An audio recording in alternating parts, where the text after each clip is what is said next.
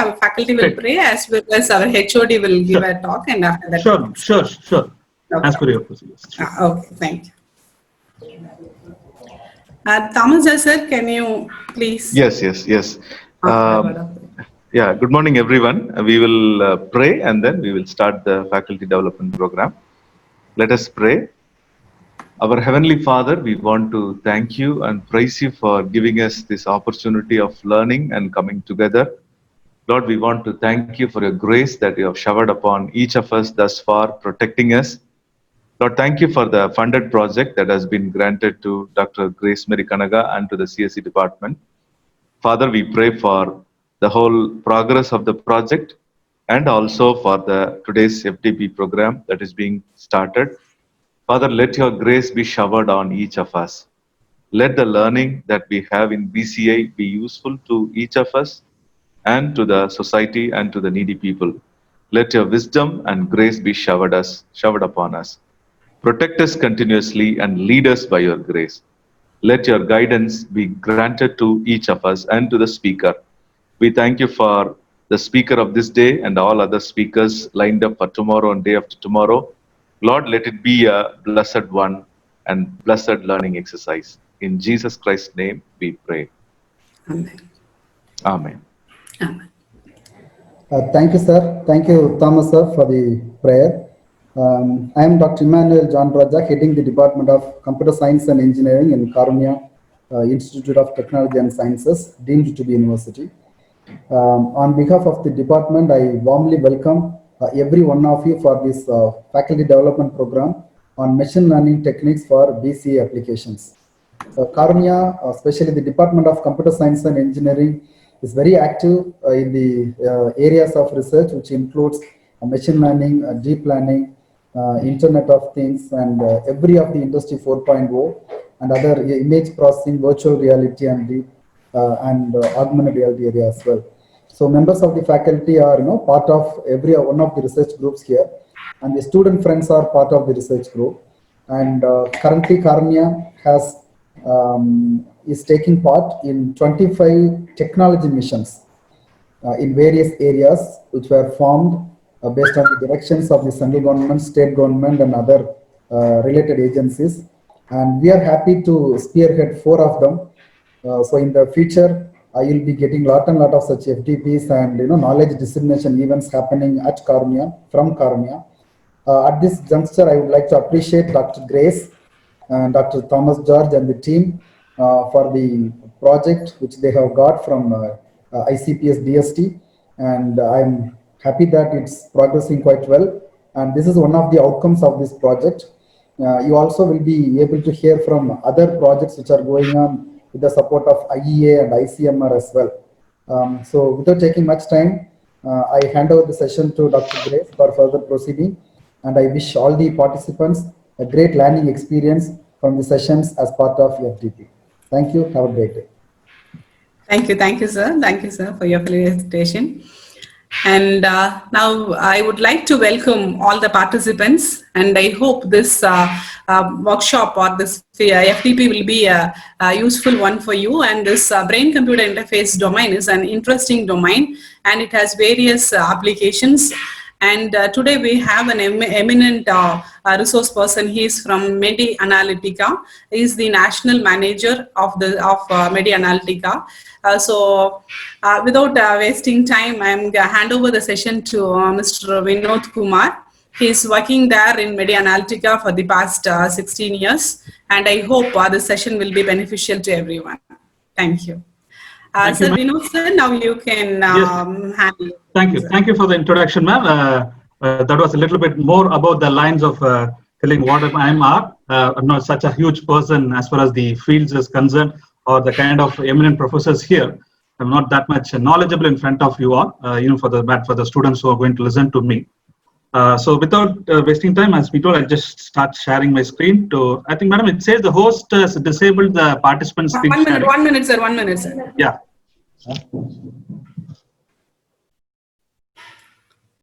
Yeah. Yes, sir, you can. Yeah, sure. So I hope you are able to see my screen. Yes, sir, we will. Okay, so once again, thank you, ma'am, for this time slot, and then hope the information which I'm going to share would be useful for the people who are here and also the people who are hearing. So we, Medi Analytica, what we are doing is we are basically an instrumentation company located in Chennai. We have a lot of principal manufacturing partners with us who are supporting in various research sectors in the country. So one such partner with us is the GTech Medical Engineering. They are based in Austria, who are the pioneers as far as the EEG amplifiers or VCR systems are concerned. So with the kind of knowledge which we, myself and my team have developed with interactions with the big professors and other people for the past 10 years and the knowledge which we gained, I just made a short presentation of what the basic fundamental things of a BCA system is all about. So if there are some mistakes in my point, please do correct me, maybe at the end of the sessions, because there are a lot of professors. I think the talk by Dr. Bhakiraj and also Dr. Anila, the day after will be much more useful and more of the concepts we're going to speak. Okay, so before going into the actual topic of what a BCA system is all about, I just want to start with what a human brain is all about as far as the BCI approach is concerned. So here we have the Broadband's classification of a human brain into 52 different areas of this thing, which is numbered according to his invention, which is widely accepted also. So the cerebral cortex is what is a primary thing we're looking for as far as a BCI is concerned. The human brains are entirely made up of a lot of tissues and then neurons. Those are biological way of approaching So our way of, for the BCI, mainly we are concerned with the cerebral cortex and what are the senses that are involved in us, which is going to be a vital thing for us in providing some control signals to our external hardware internally, and then we get a feedback from them.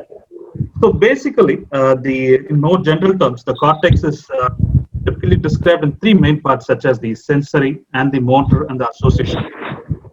The sensory areas, if you see, are the cortical areas that receive and process the information from the senses. So what are the senses we normally work with?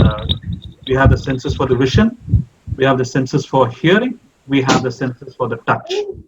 So primarily the vision sensors are handled by the visual cortex area, which is numbered 17 here, which is at the backside. We call it the occipital lobes areas.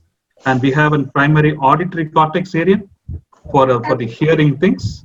And we have the primary somatosensory cortex area, which is mainly for the touch. Generally, the right primary somatosensory cortex receives information from the left limbs, and the right visual cortex receives the information from the left visual fields. It is the vice versa on other sides. That's why the human brain has been designed. So in that case, it works well. So the motor area has been coming to the motor areas. The motor areas are located on both hemispheres of the cortex. So the motor areas are very close to the related to the control of voluntary movements, fragmented movements by the hand. So the right half of the motor area are the controls for the left side of the body, and it's a vice versa. So that's how it works the same way as the sensory areas. So in this, we have the primary motor cortex, which is on the top area where you can see, which is close to the central sulcus area. And also we have the supplementary motor area, and also the premotor cortex, which is on the frontal portions. And before that, we have the frontal areas, which are meant for different areas of applications. So having said this, what are the senses the brain controls are used for, which is primarily in the what a BCI technology is based on. So we are primarily working with the vision, we are primarily working with the touch senses, the movement senses, and to some extent the attention planning decision senses also. If you see beneath the vision senses, we have the movement coordination area, which is connected to the other lobes. Okay, so what is the BCI is going to do for us? BCI is providing us a communication channel between a human brain and a computer. So human brain is the most complex God-made structure, and a computer is a more complex man-made structure. So how do you going to interface these two? That's what the BCI is giving us all the information. So majority of the activities that is happening on a human brain is more of an electrical activity, the electrical signals that are generated by the neurons and the tissues there. So a biological person, or maybe a neurological doctor or a neurophysician, will always looking for a different angle. So we, as a by BCI team or BCI engineers, will look only for the electrical signals that is coming from these electrophysical signals can be detected by various techniques, but primarily we are going to focus on the EEG and also the electrocorticogram. So the signals, the BCI system detects these signals, and just not the detection of the signals alone is not going to be enough for us. So we are going to transform these signals into control signals, which are used to control the third-party devices. Maybe it can be any device. It can be a wheelchair. It can be used for spelling, of writing letters, accessing the internet, opening of the doors, doing normal activities in a home control environment. So it has got varied results of applications with this, the control signals which are coming from the EEG can be used for. Primarily from the medical aspect, if we see, this also helps in the people with a lot of mobility related issues, who are paralyzed, who are always sitting in a chair, people in coma conditions, people mainly suffering from the DOC, which is the disorders of consciousness, and also the LIS. LIS, there are a lot of now inventions have coming up in the LIS sector also. Also, it is not only for patients who are paralyzed, it is also have as a basic tool to assess the remaining cognitive functions of these kind of patients, which is a very, very important feature. It is not only the making the people to actively work, but also to assess what is the remaining cognitive functions that is there in the brain of these kind of patients also. So as you told, they can also be used for motor rehabilitation after stroke and brain mapping procedures, for which we have a beautiful tool with our company, along with the GTech engineering, which I'll try to explain at the end of my session. So what constitutes a BCI? So basically we have we can call it as a subject or a patient, whoever it may be. So we are going to get the EEG or ECOG signals from them by placing the electrodes and all those sort of things. So the EEG or the ECOG signal that is coming from them, it is given to a BCI interface, which is basically an amplifier or a hardware unit, which is going to process it using a lot of algorithms. And it is going to generate a control signal, which is given to a device, which is going to operate. Internally, the device is going to give a feedback to the subject, stating that the process has been executed, and it makes the subject to again rework on the same task again and again. So basically, it has got an input, it has got an output, and a signal processing algorithm that maps the inputs to the output. That is what is primarily very, very important as far as the BCI is concerned. So coming to some basic applications where BCI have been so far used, and the developments are still, because there is no end for such a kind of thought of a human brain. So BCI are primarily used for, if you see the first screen, it is about the spelling. That means interacting with the internet. People are familiar, so that just by thoughts we can write letters, access the internet. Spelling devices can be developed, and it can be used for gaming applications. It can be used for robotic movements, for making the robot to move just because of our thoughts, and primarily for the medical field, where for the DOC patients and paralyzed patients. So still the development in terms of the BCI usage is growing on a daily basis, which more than me, the people in the field know about it quite well. So how to record a brain activity from a BCI? What are the methods that are being employed for this? The first and foremost thing, it can be an invasive method or a non-invasive method. So first and foremost, everybody thinks of as a functional imaging techniques like the fMRI or the SPECT or the PET. Which gives a complete mapping details of the human brain in all senses.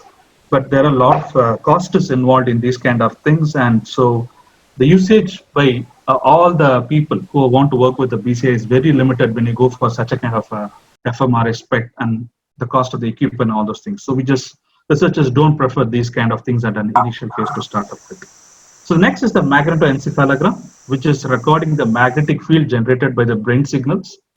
But this has also got, then we just integrate with the SQUID, which is a superconducting device.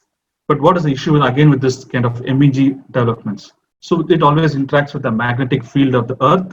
So the area or the space or the lab, which requires such a kind of an environment to study the magnetic field, requires very specialized requirements. So a lot of things are required to maintain the lab also. So people still do not go in for a magnetoencephalogram kind of studies. The next kind of an approach is the near infrared spectroscopy. We also have the FNIR system right now, which are now becoming quite popular. People want to use the FNIR system, which is mainly meant for studying the oxygenation in the blood. So which is again infrared, which is going to use a light source in order to study the amount of blood flowing in each of the neural curve in the human brains. which is a fairly way of understanding the brain. So it is fairly accepted. Then coming to the electrocardiogram, which is again a sort of invasive methodology still accepted, but the most prominent method everybody knows about is taking the electroencephalogram signals. That is primarily the EEG signals we are interested in. So having said what are the brain activities in which the EEG is the primary methodology people are adapting, so we just need to know what are the methodologies that has been used, which is based on EEG for this kind of BCI technology. The first thing is the slow cortical potentials, and then we have the changes in the oscillatory activity, which we call it the event-related desynchronization and the synchronization, ERD-ERS. And the most popular and most effective thing is the steady-state visually evoked potentials, SSVP.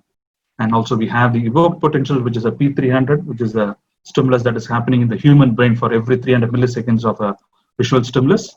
And the final approach is a conditioned brain response for locked-in patients. So before seeing how the methods of EEG has been used, we just need to have basic understanding.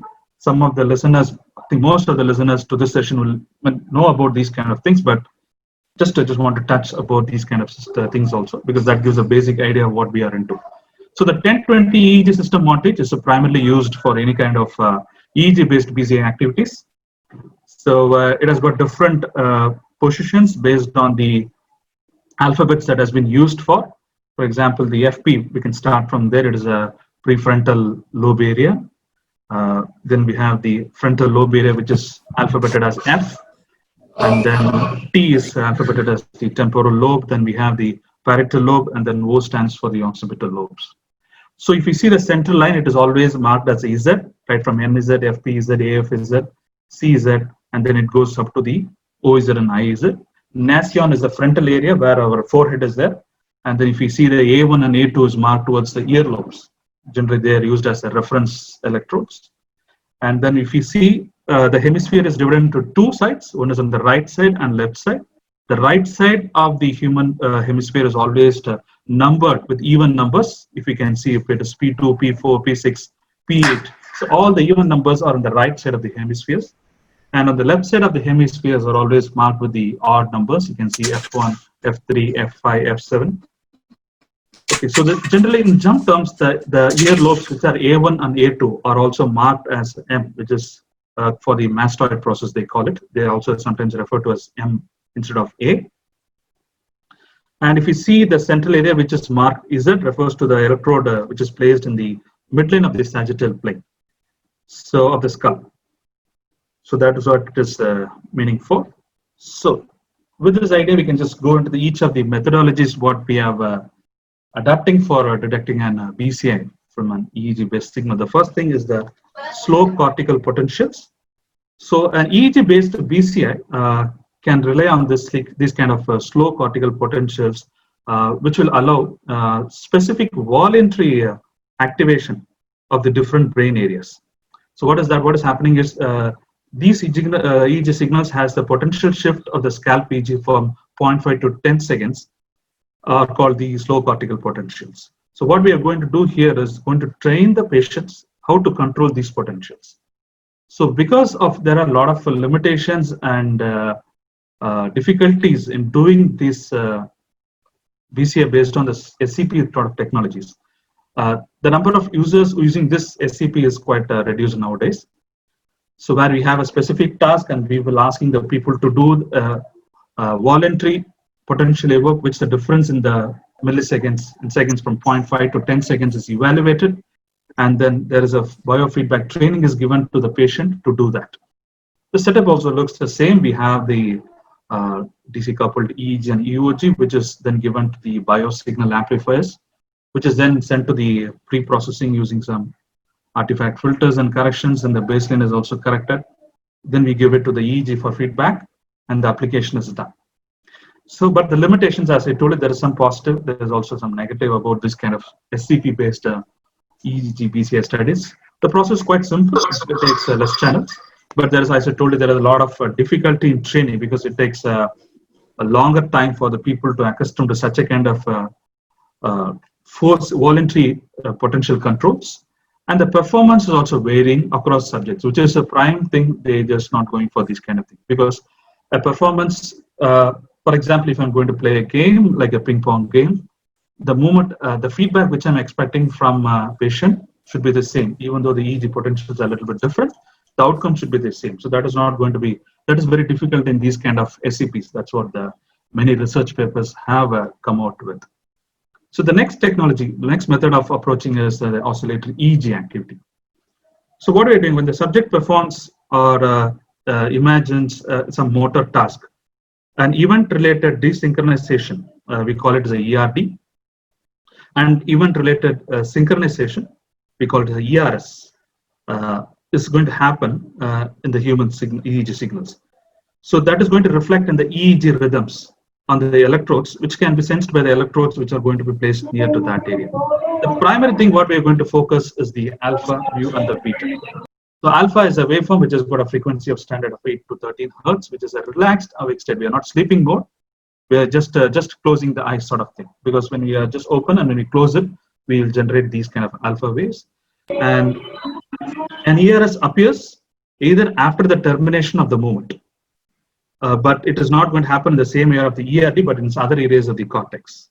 So a decrease or an increase is always compared to a power of a reference interval. For example, a few seconds before the movement occurs, something like that.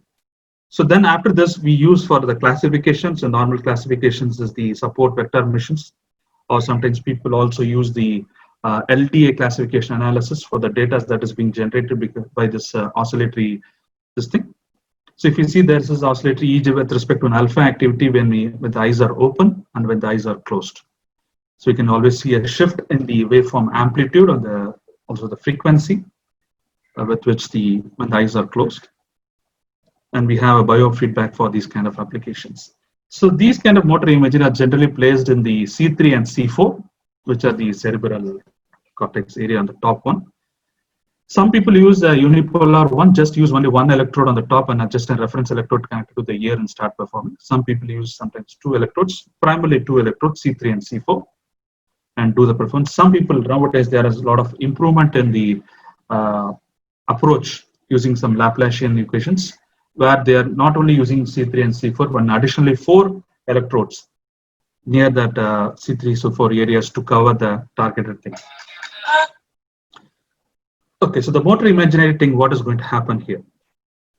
So the event-related differentiation, as I told you, ERS in ERS is having for the planning of the movements, execution of movements, imagination of movements. So our prime control is to have the imagination of movements. The person is going to think of performing a specific task. So that is what is going to happen here, which is going to be the primary thing for us to execute the outcome. So in order to train a person in a motor imagery, what we need to have is a trainer control, a BCA mode, the motor imagery. A training paradigm is actually important because a training paradigm is a task that is being necessary, that is synchronized with the EEG data, and it is acquired and it is processed in real time and given back to the same person not to execute the target. So therefore, what is happening is the subject is normally seated in front of a computer screen where the paradigm is being shown. So the user has the task to wait. A small arrow will come to pointing that the task is going to start, which may be either a right side or a left side of the screen occurs. So as I told you, normally people are nowadays using a bipolar EEG direction from C3 and C4. So the direction of the arrow which is going to come on the screen is going to instruct the subject to imagine a right hand or a left hand movement just for 3 seconds. Then after sometimes the next arrow appears for a small delay of the thought. Again, the direction of the arrows randomly comes either on the left side or the right side just for the training. This may take about 40 to 200 trials can be done for a person to understand his complete EEG knowledge. So once the signal comes, we directly put that into our classification tool for further processing the signals. As I told you, we have normally we go in for the specific weight vector mechanisms for understanding the classifications. So once we have this, then again the thing is fed back to the same system because we using the training EEG signals what we have, we do a classification of the things, we get a feedback out of it based on the potentials what has been developed, and these same potentials again feed back to the system. Now it is not a training paradigm, it is going to be an execution of a control signal. So every time the person executes a specific spike, we can use this to control different environments such as spelling or a virtual environment controlling of a cursor. Most prominently, the wheelchair developments have been there for almost 10 years using these kind of technologies. Orthosis and sometimes in prosthesis applications also we have been using it. So this is just a schematic representation of how it is going to work for us. It is showing the fixation cross with the person sitting. As I told you, the beep after 2 seconds appears, indicating that the motor imagery is going to happen for a few period of time, which is about 4 seconds in this experiment. So we are going to record some minimum of 40 trials for a person. So once that is there, again, we are going to give the apply a classifier. So which can be a SVM classifier, or nominally GTech like companies are primarily depending on LDA classification, linear discriminant analysis. And then the classified signals are fed back, and then they are just used for the experimental purpose. As I told you, this is just again the waveform generated from the C3 and using the right index finger motor imagery where the onset and offset of the signals will happen. As I told you, the derivation techniques in ERD and ER studies are sometimes, as I told you, maybe unipolar, using just a C3 waveform, C3 electrode positioning, or maybe a bipolar.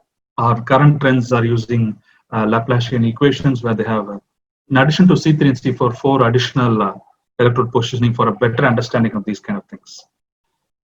Okay, so how do we can do a gaming sort of controls using these kind of things?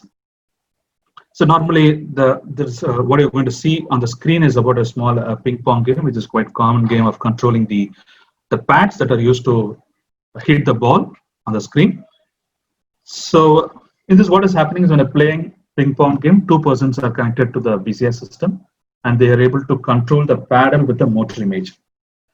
So the paddle moves via the left-hand movement, imagination, and downwards via the right-hand movement. For this, the training has been already given, and it will be the EEG signals have been acquired, it has been classified and fed back, and now it is the time for us to make a study how it is going to happen.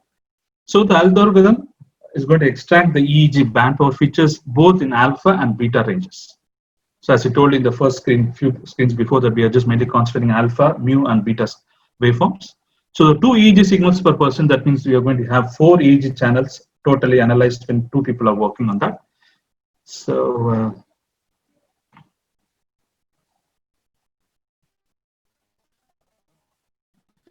this is a short video of just about 1 minute, maybe, just to show what the BCI 2000 is doing with the 32 channel scalp recorded EEG now. I kept from each subject, and then it is processed. Subjects are extracted, and then this control signal is given. The control signal is transmitted to the external amplification application that translates them into the vertical position of the paddles. That's what, of course, many people knew about it, and but this is quite possible with our systems.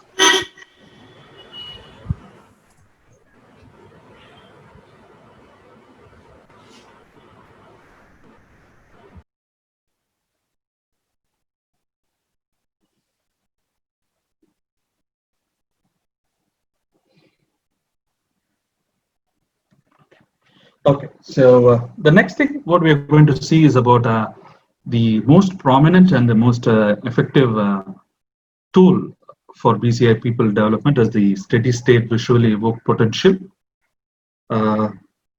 Usually meant for several stationary flashing sources are used here. So what many people are using different ways of visually potentials they want, because in this case what we are doing here is a flickering LEDs or maybe a phase reversing checkerboards we can use. What is happening is we have prominently have 4 different LEDs, let us say. All LEDs will flicker at different frequencies. Let us say one LED is flickering at 10 Hertz, one LED is flickering at 11 Hertz, very close proximity, and 12 Hertz and 13 Hertz. The EEG pattern for each of this frequency is quite different. So even though when all the flashes are flickering at the same time, when a person is concentrating on one frequency which is flickering at 10 Hertz, let us say, the EEG pattern is quite different. The person is seeing at 11 Hertz, the EEG pattern is different. So we are taking this as a tool. So when a person is going to gas at one of these sources, the specific frequent component will increase in the measured EEG over the occipital lobe. So we are always using the occipital lobe area for these kind of visually evoked potential studies. So when you're using the different light sources with different frequencies in them, Each of them can be correlated to a specific command in the end target, what you're going to kind of do. Here again, we need a training of the person. We need to have a training of the person for not to study his EEG response for each of the frequencies that is going to flicker at a thing. Then the EEG signals are taken. Again, they are fed back to the FFT based spectrum for the classification of the EEG signals to find out the response for him. The same EEG response, the classified data is again fed back to the system, to the computer. Now, at this case, we are able to use this response for each flickering for majority of the applications. Mainly, this has been the base for developing a wheelchair-controlled, brain-controlled wheelchair movements. A lot of robotic movements, everything are based on these kind of SSV approach. And there are a lot of things have been developing because of this, which I have a short videos at the end of my sessions, which will be quite interesting for us to see. As I told you, where is the situation? SSV is going to use the occipital lobe. Normally, people are using 8 electrodes for these kind of applications, mostly prominently in the occipital and parietal area. So 3 electrodes on the right hemisphere and 3 electrodes on the left hemisphere and 2 electrodes on the central median. And we have 1 electrode in the forefrontal area, just for the ground, and for the ear lobes, just for the reference. So this is just again a short video, which can, not sure anybody could have seen it, but what we are doing is, again, the person is having 4 different flickering LEDs. Each are numbered 1, 2, and 3. And whenever he sees the flickering frequency as the number, so only that finger is going to come up in the robot. And he's going to see the finger 2.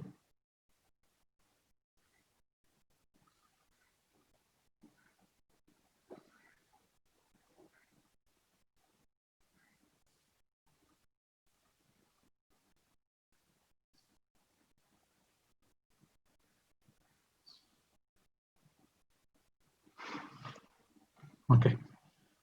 The next concept what I'm going to see is about the P300, which is again quite popular tool.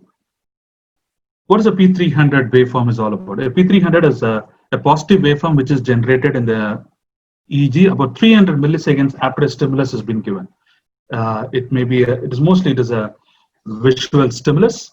So once a stimulus is given, after the 300 millisecond of the stimulus happening, there is a spike in the amplitude of the EEG, which is a primary tool for us to use this as a tool for the BCI development, mainly for spelling devices.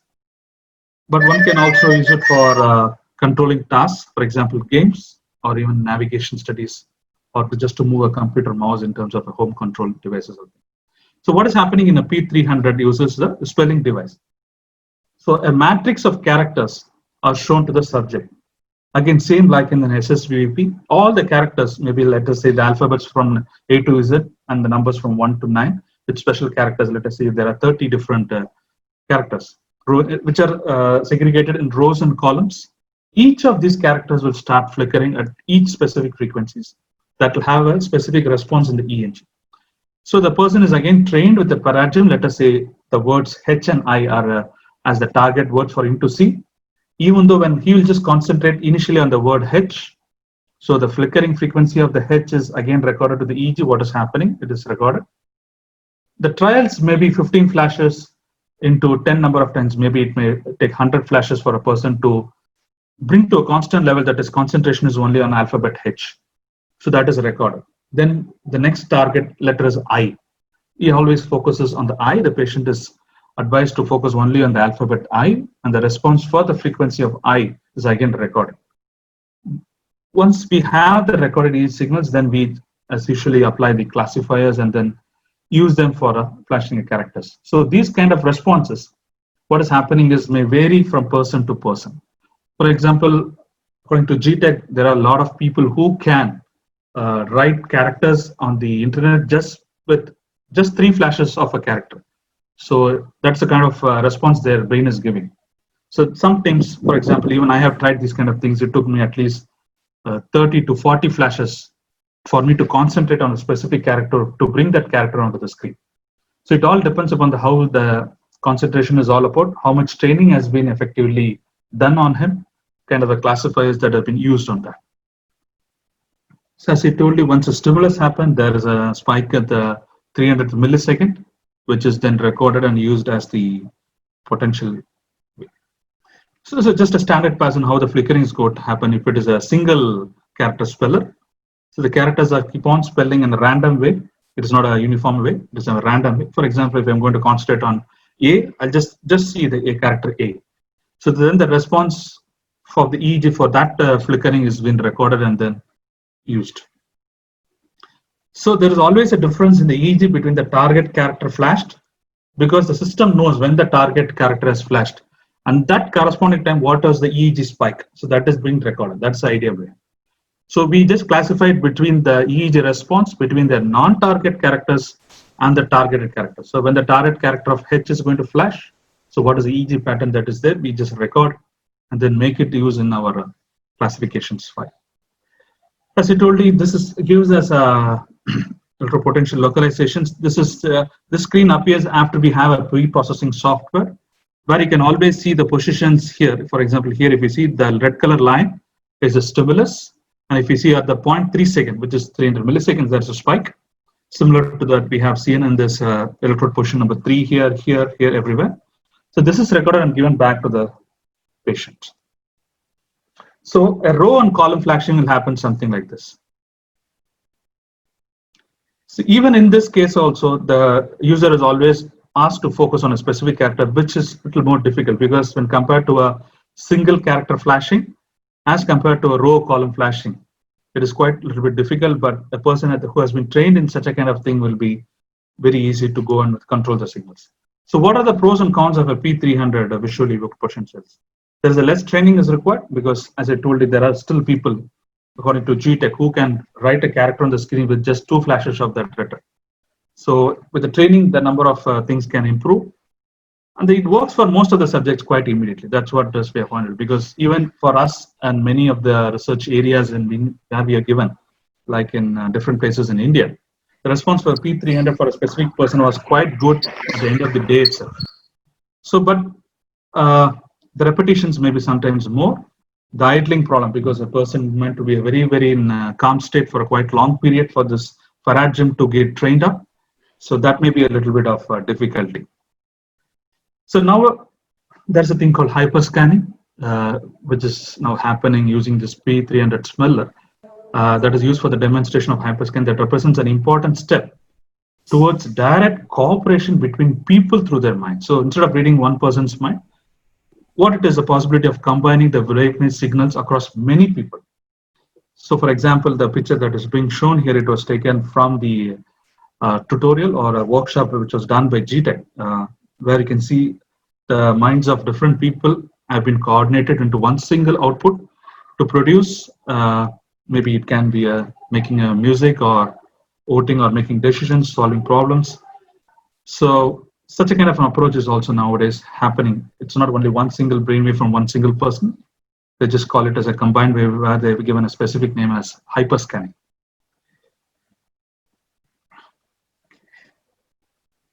Okay, so as far as the BCI in the medical field is concerned, what are the ways they are using that have been using in the past, and the developments that are happening is the various conscious level determination systems, along with the brain related studies have been developed. Prediction of the motion sickness could contribute in a deriving state monitoring alert system using a set of EEG power indicators. This is mainly meant for people with DOC like patients. And there is also one study where a virtual reality based motion sickness platform has been developed using a 32 channel EEG system. And there is also a joystick was there, which was used to report the motion sickness, which is, we call it the MSL, in real-time experiments. These are mainly meant for drivers, because when the accidents are happening nowadays, alcoholic drivers. So that's why they have developed these kind of conscious level monitoring via brainwaves has been expanded not only for the drivers, but also people who are staying alone, sick people sort of thing. Again, of course, everybody knows about the mobile robots can also be used to help in lock people for performing their daily activities, and for which I have a short video also at the end of the thing. And the BCI based prosthetic limbs, also called as the neuroprosthetic devices, have also been developed. and gaining popularity among the BCI developers. So what are the applications as a non-medical field we can think of BCI? There is an interface-based smart learning, we call it a BS LAX.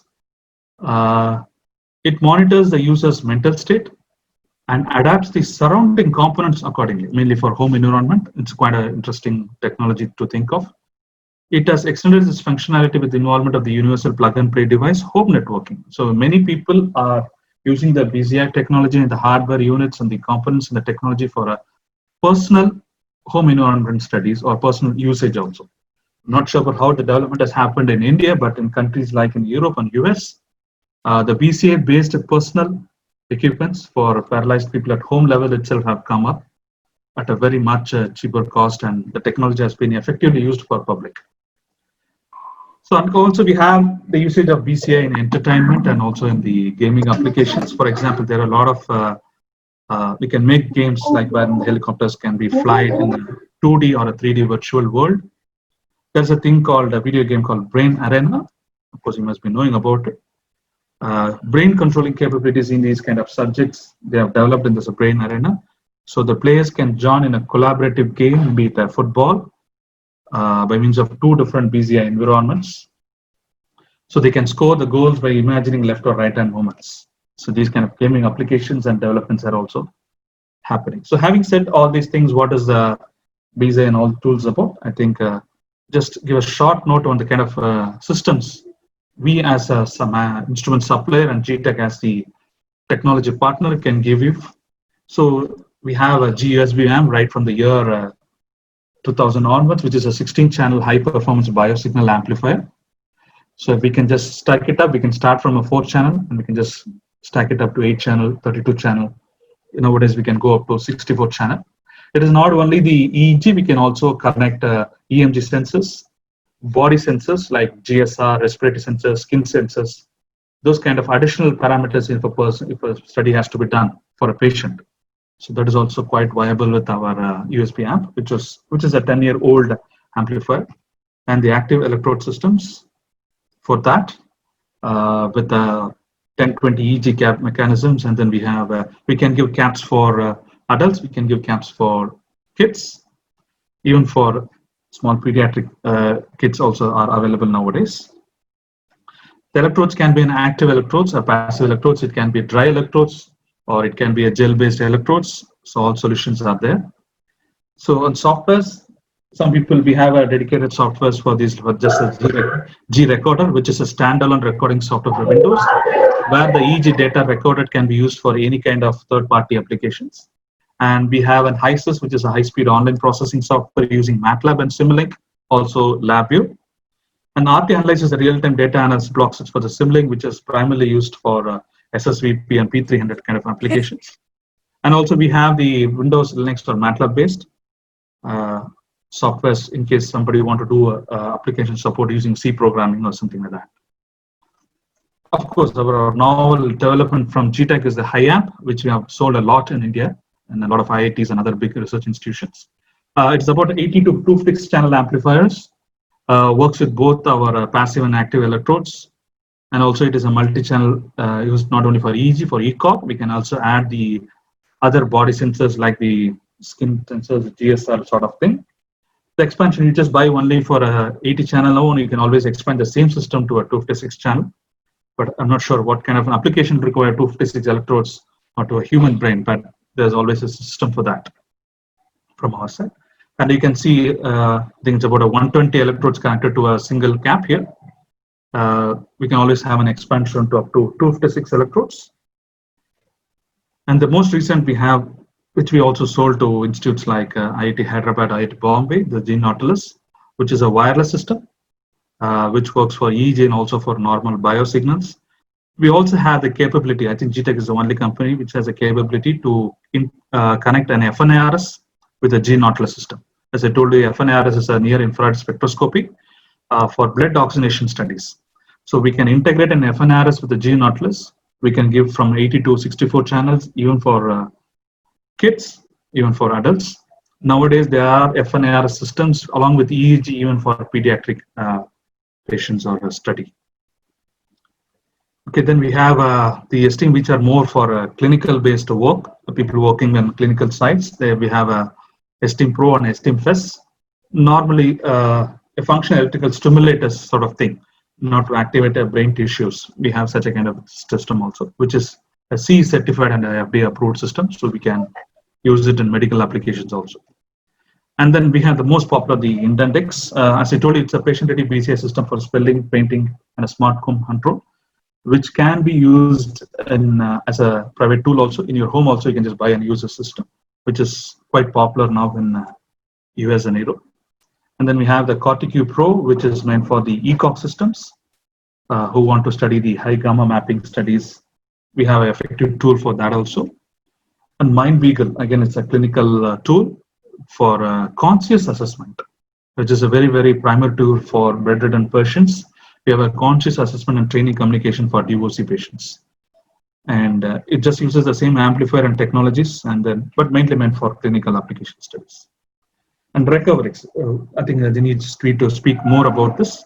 What Recoverix is doing is, it is a stroke rehabilitation lab, which Media Analytica, also GTech, in collaboration with any hospitals or any universities, we can set up a lab for you itself, which is quite popular throughout the world, because there are a lot of Recoverix labs that have been coming up, where you can just call patients for a stroke rehabilitation using the same PCI technology, which can also be a tool for maybe a clinical lab itself. We can just set up using our Recoverix. All the support is always given from Media Analytica and also the principal supplier GTech. So as I told you, we always have the complete tools for the BCI setup in case if somebody is interested. GTech has all the solutions for a fully equipped BCI lab, right from how the positions of the system has to be, where the patient has to suit, whether it's going to be a virtual environment for you to study, and what kind of amplification, whether it is going to be a clinical environment. This is just a schematic differentiation, but we have some more solutions also for you to do that. So if somebody is interested, or some of your colleagues are interested, we are always ready to support you in this regard. Okay, so before just finishing, I just two short videos just to show.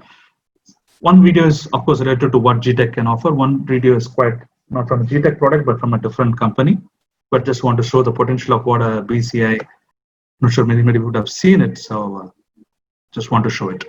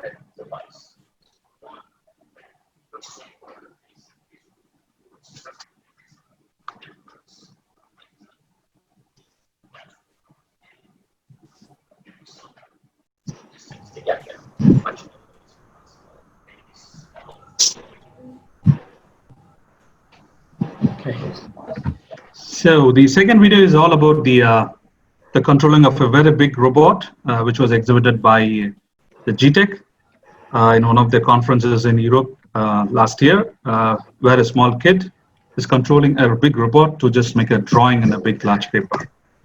Sorry.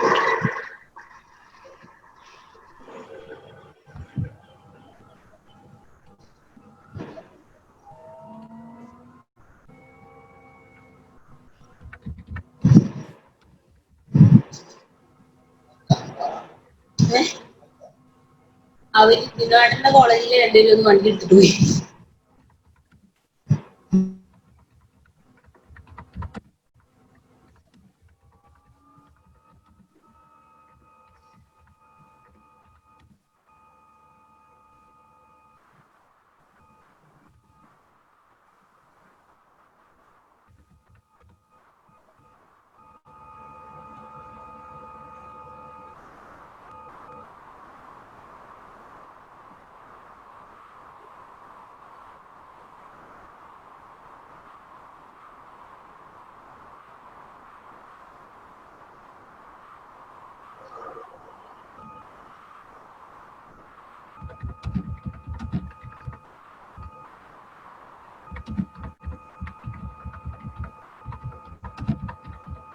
Okay.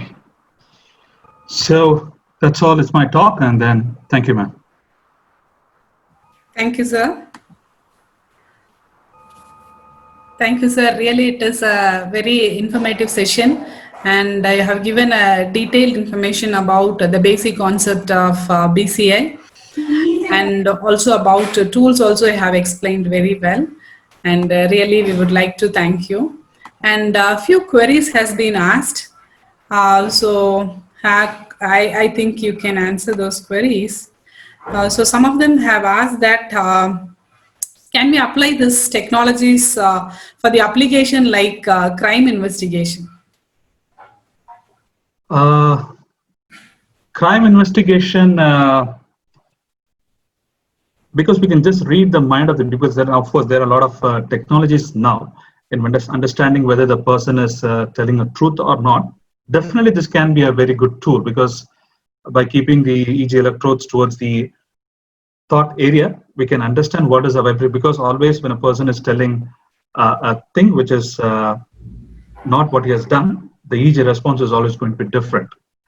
But we have not come across any kind of a tool where they've asked for such a kind of an application. Maybe if GTEC has got that in any kind of the work in their country, maybe I can just check and then come back to you. But that was a good, interesting question. I'll just make a note of it. Okay, sir. And also they have asked whether mind reading is an application of BCA. Mind reading, yes, definitely mind reading is an application of BCA, because as I told you, we have systems like the Mind Beagle, which are effective tool to understand the consciousness of a person who is paralyzed, to understand their minds. And mind reading is definitely an aspect where BCA is thinking all about, and there are a lot of research papers that have come out with that also. So especially, for example, I think in India itself, probably IIT Kanpur, where we have supplied a system. They are effective in department of, I'm not sure it's in a computer science engineering department, I'll just take you. They are effective in using our tool specifically for the mind reading applications. So we have the capabilities of doing that. So I can just forward the research papers to you. Probably you can just share it with your students. That's not an issue. And one more question is, Yes, which ma'am? channel is recommended for understanding the emotions of a person? Which channel will be? Channel means I'm not getting, ma'am. Which channel means? Which channel? That is P3, PF3 or O3, like that. They're asking Okay. which channel, yeah, which positioning, which that is better for emotion, to understand the emotion of the person, for reading Okay. emotion. Okay. So normally we just generally make it in the parietal lobe, which is on the side of the temporal and parietal area. So normally we can say it is about P9 to P7 to sometimes to TP9, TP7 areas. We can make use of for the emotion studies. It can be on either of the hemispheres, because if I say TP7, it is on the left side of the hemisphere. If I say CP8, it is on the right side. But mostly people work on the TP7, TP7, and also the P9 and P7 areas are widely used in that section for the emotion studies. In case if you want, I can just always send my presentation, what I did today, to ma'am, so that yes, sir. just forward it to So students. thank you, so that I can share. Yeah. Thank you so much, sir. Thank you, ma'am. Okay, thank you so much.